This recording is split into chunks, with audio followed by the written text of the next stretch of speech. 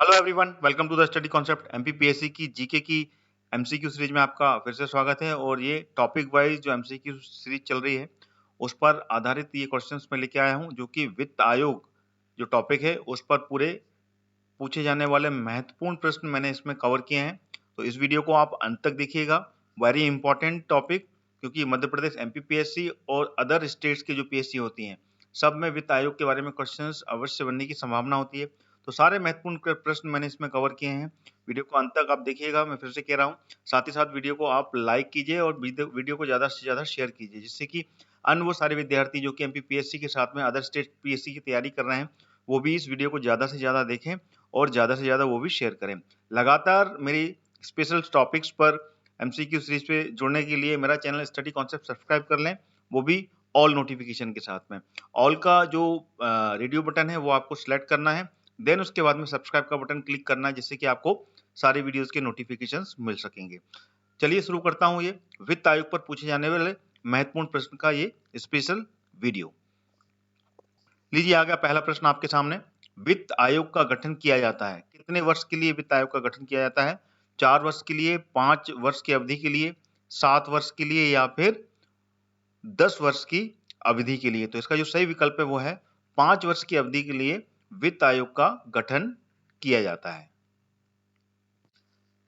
दूसरा क्वेश्चन आ गया, संविधान के लागू होने के पश्चात अब तक कितने वित्त आयोग बनाए जा चुके हैं?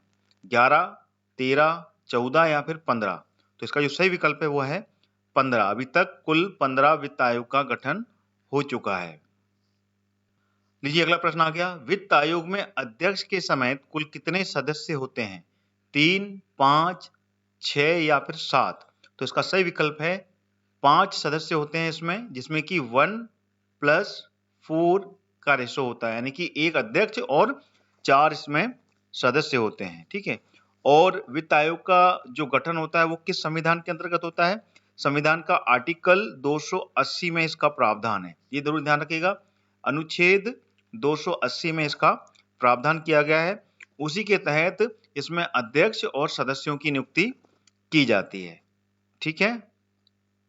अगला प्रश्न आ गया, वित्त आयोग में एक चेयरपर्सन होता है और बाकी के क्या होते हैं? 7 अन्य सदस्य होते हैं, 5, 4 या फिर दा? तो इसमें मैंने बता चुका हूं पिछले प्रश्न में ही, इसमें 4 अन्य सदस्य होते हैं, यानी कि 1+4 की ये टीम होती है, यानी कि =5।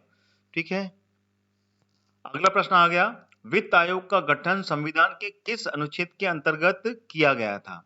तो इसका विकल्प मैंने पहले ही प्रश्नों में बताया है। तो इसका आंसर क्या है? तो वो है अनुच्छेद 280। संविधान का जो अनुच्छेद 280 है उसके तहत वित्त आयोग का गठन किया गया है। और वित्त आयोग की स्थापना कब हुई थी ये भी पता होना चाहिए। ये हुई थी 1951 में, 1951 में वित्त आयोग की स्थापना कर दी गई थी। ठीक है। अगला प्रश्न देखिए वही आ गया, वित्त आयोग के गठन निम्नलिखित में से किस वर्ष हुआ था? तो ये आंसर मैंने आपको पिछले प्रश्न में ही दे दिया है। वर्ष 1951 में, 1951 में इसकी स्थापना की गई थी। और अनुच्छेद को मैं फिर से रिपीट कराता हूं, आर्टिकल 280, संविधान के आर्टिकल 280 के तहत इसकी स्थापना की गई थी। ठीक है। अगला प्रश्न आ गया, वित्त आयोग का गठन इनमें से किस एग्जैक्ट डेट में संपन्न हुआ था? 1951 तो मैंने आपको बता दिया है, लेकिन इनमें से जो सही तारीख है वो कौन सी है? तो ये हुआ था 22 नवंबर 1951 को वित्त आयोग का गठन किया गया था। अगला प्रश्न आ गया, निम्नलिखित में से किसी एक सिफारिशों के आधार पर संघ एवं राज्यों के बीच में वित्तीय वितरण होता है? तो इसका ऑप्शन कौन सा है? आ, बा, सा या फिर दा? तो इसका सही विकल्प है वित्त आयोग की जो सिफारिश होती है उसके आधार पर, ठीक है ना, संघ और राज्यों में वित्तीय वितरण किया जाता है। ठीक है। नौवां प्रश्न, भारत के केंद्र राज्य वित्तीय संबंध किसकी संस्तुति पर निर्धारित होते हैं? भारतीय संविधान की, योजना आयोग की, वित्त आयोग की या फिर वित्त, डबल रिपीट हो गया है वित्त आयोग। तो इसका जो सही विकल्प है वो, देखिए दोनों साथ साथ आ गए हैं इसमें, तो इसका जो सही विकल्प है वो वित्त आयोग ही है। दोनों ही सही है, इसके एक ही विकल्प है इसका। तो वित्त आयोग की संस्तुति से निर्धारित होते हैं राज्य और केंद्र के जो वित्तीय संबंध है। ठीक है। अगला प्रश्न, निम्नलिखित में से कौन सा प्राधिकरण केंद्र के समेकित निधि से राज्य की राजस्व की सहायता हेतु अनुदान देने के सिद्धांतों की अनुशंसा करता है? निम्नलिखित में से कौन सा प्राधिकरण केंद्र के समेकित निधि के राज्यों को राज्य की सहायता हेतु अनुदान देने की सिद्धांतों की अनुशंसा करता है? तो इसका जो विकल्प है, क्योंकि क्वेश्चन ही वित्त आयोग पर है, तो इसका आंसर वित्त आयोग ही होगा। ठीक है ना, वित्त आयोग पर आधारित पूरे प्रश्न है, तो इसका जो आंसर है वो वित्त आयोग है। अगला प्रश्न आ गया, निम्नलिखित में से कौन एक संवैधानिक निकाय नहीं है? संघ लोक सेवा आयोग, राज्य लोक सेवा आयोग, वित्त आयोग या योजना आयोग? तो इसका जो योजना आयोग है वो एक संवैधानिक निकाय नहीं है। ठीक है। अगला प्रश्न आ गया, भारत के वित्त आयोग के संदर्भ में निम्नलिखित में से कौन सा कथन सही नहीं है?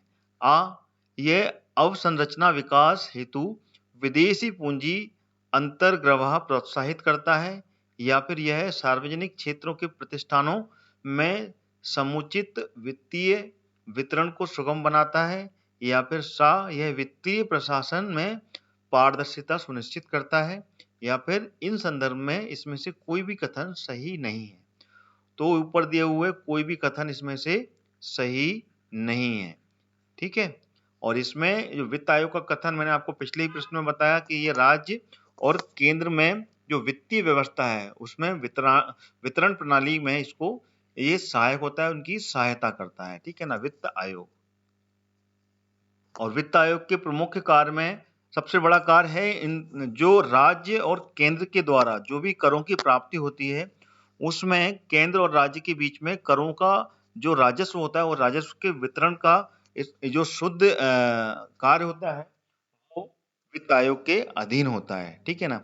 और ये भारत की सिंचित निधि से राज्यों को दिए जाने वाला जो अनुदान होता है, ठीक है ना, उसका भी कार्य का जो कार्यभार होता है वो वित्त आयोग के अधीन होता है। ठीक है ना। और साथ में केंद्र तथा राज्य सरकार के बीच में समझौतों को चालू रखने के लिए जो संबंधित सलाह होती है वो सलाह भी वित्त आयोग ही करता है। ठीक है ना। और भी बहुत से अन्य कार्य हैं जो कि वित्त आयोग के अधीन किए जाते हैं। आगे जाने से पहले मैं आपको बताना चाहूंगा अनअकैडमी के बारे में। अगर आप एमपीपीएससी और एमपी पुलिस की तैयारी कर रहे हैं तो अनअकैडमी आपके लिए लाया है फ्री टेस्ट। आइए जानते हैं ये कौन कौन से टेस्ट हैं और आप इनको देकर अपनी तैयारी को कैसे मजबूत कर सकते हैं। यह टेस्ट दे सकते हैं वो भी फ्री में।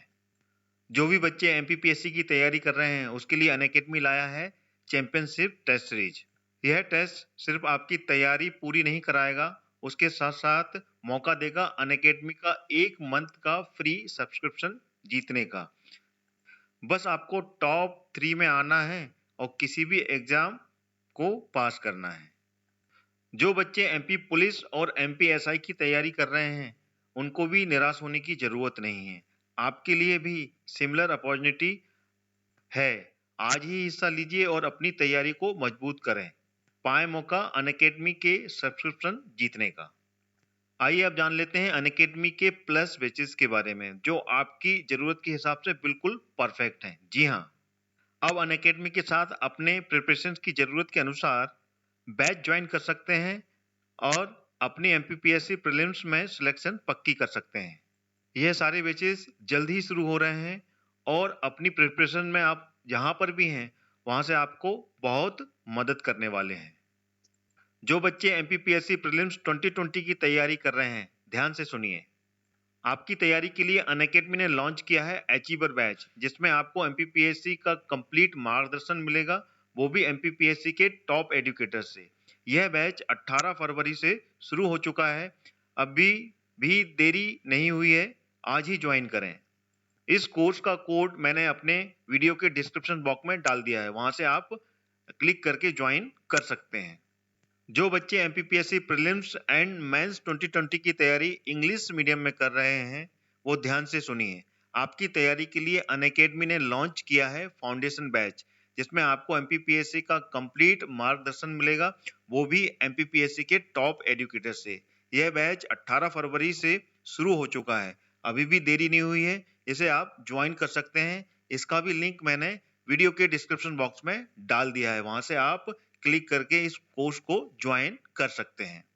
जो बच्चे एमपीपीएससी प्रीलिम्स एंड मेंस 2020 की तैयारी हिंदी में कर रहे हैं वो भी ध्यान से सुनिए।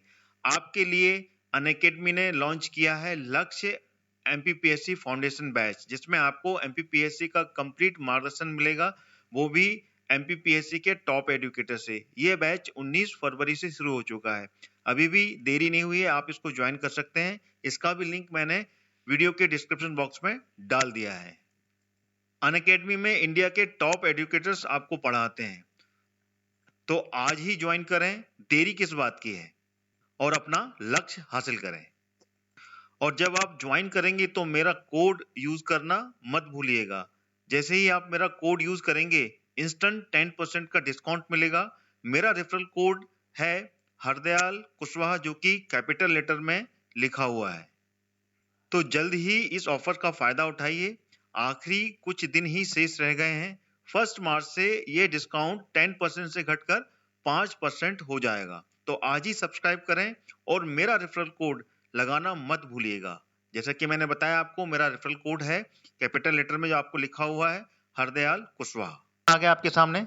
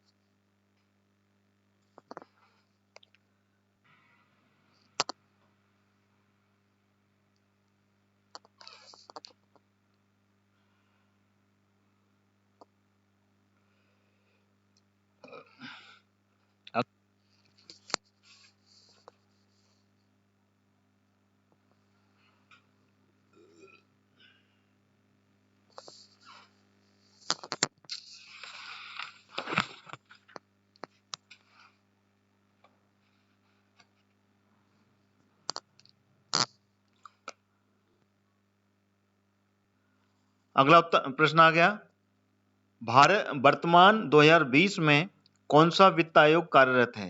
13वां, 14वां, 15वां या 16वां?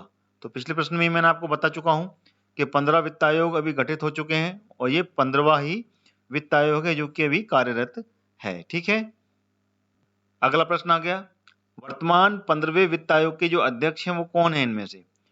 YV रेड्डी, शशिकांत दास, NK सिंह या फिर विजय केलकर? तो इसका सही विकल्प है NK सिंह वर्तमान में 15वें वित्त आयोग के अध्यक्ष हैं। ठीक है, अगला प्रश्न आ गया, 15वें वित्त आयोग की जो सिफारिश है इनमें से कितनी अवधि के दौरान लागू रहेंगी? 15 से 18, 18 से 22, 19 से 23 या 21 से 26? इसका जो सही विकल्प है वो कौन सा है? तो इसका सही विकल्प है 21 से 26 तक इसकी सिफारिशें लागू रहेंगी। ठीक है, जो कि 15वां वित्त आयोग अभी गठित किया गया है। ठीक है, अगला प्रश्न आ गया, 15वें वित्त आयोग ने अपनी सिफारिशों में केंद्रीय करों में राज्यों का जो हिस्सा है वो कितने करने की सिफारिश की है? 32%, 42%, 41% या 49%? तो इसका सही विकल्प है सा, 41% करों को सिफारिश की है जो कि राज्यों को दिए जाना चाहिए। जो केंद्रीय कर हैं, ठीक है ना, उसमें से 41% हिस्सा राज्यों को देने के लिए सिफारिश की है 15वें वित्त आयोग ने। अगला प्रश्न आ गया, इनमें से कौन वित्त आयोग का अध्यक्ष नहीं रहा? के संथानम, रघुराम राजन, केसी नियोगी या फिर AM खुसरो? तो इसका जो सही विकल्प है वो है रघुराम राजन जी हैं, जो वो वित्त आयोग के अध्यक्ष नहीं रहे हैं, ये RBI के गवर्नर रहे हैं। ठीक है, चलिए आगे बढ़ते हैं। अगला प्रश्न आ गया और इस वीडियो का ये आखिरी प्रश्न है, 21वां, निम्नलिखित में से कौन वित्त आयोग का कभी भी अध्यक्ष नहीं रहा? अशोक लोहड़ी, PV राजा मन्नार, JM सहलात या फिर महावीर त्यागी? तो इसका जो आ विकल्प है वो है अशोक लोहड़ी, और ये कभी भी वित्त आयोग के अध्यक्ष के पद पर नहीं रहे हैं। बाकी ये तीनों जो हैं, PV राजा मन्नार, JM सहलात और महावीर त्यागी जी, ये वित्त आयोग के अध्यक्ष रह चुके हैं। तो ये थे पूरे 21 इंपॉर्टेंट क्वेश्चंस जो कि मैंने आपके सामने रखे। वीडियो कैसा लगा? आपके कमेंट बहुत ही ज़्यादा इंपॉर्टेंट है। कमेंट का बहुत बेताबी से इंतजार रहेगा मुझे, आप कमेंट करके बताएं। साथ ही साथ वीडियो को आप लाइक भी जरूर करें, और लाइक करें मतलब लाइक का जो बटन है वो आपको प्रेस करना है, ठीक है। साथ ही साथ में वीडियो को आपको शेयर भी करना है अधिक से अधिक, जिससे कि वो सारे विद्यार्थी जो कि एमपीपीएससी 2020 की तैयारी कर रहे हैं, साथ में अदर स्टेट की भी पीएससी की तैयारी कर रहे हैं या फिर यूपीएससी की भी तैयारी कर रहे हैं, तो उन सभी में ये पूरे जो टॉपिक हैं कमीशंस के, वो सारे कमीशंस बिल्कुल स्पेशल हैं, उनके क्वेश्चंस बनते हैं। तो सारे टॉपिक्स आप मेरी प्लेलिस्ट से देख सकते हैं। मैंने जो प्लेलिस्ट क्रिएट की है एमपीपीएससी प्रीलिम्स 2020, तो उससे जाकर आप पूरे के पूरे कमीशंस पर मैं वीडियो भी बना रहा हूँ, साथ में एमसीक्यू सीरीज भी चल रही है, तो उनको देखकर आप वो सारे कमीशंस के क्वेश्चन और साथ ही में पूरे टॉपिक पर पूरा का पूरा जो फैक्ट्स हैं वो भी आप समझ सकते हैं। तो इसी के साथ में ये वीडियो यहीं समाप्त करता हूँ। साथ में लगातार मेरे इस चैनल को देखने के लिए, मेरे इस स्पेशल टॉपिक के एमसीक्यू सीरीज को देखने के लिए मेरा चैनल स्टडी कॉन्सेप्ट सब्सक्राइब जरूर कर लीजिएगा, ऑल नोटिफिकेशन के साथ में। तो जय हिंद, जय भारत।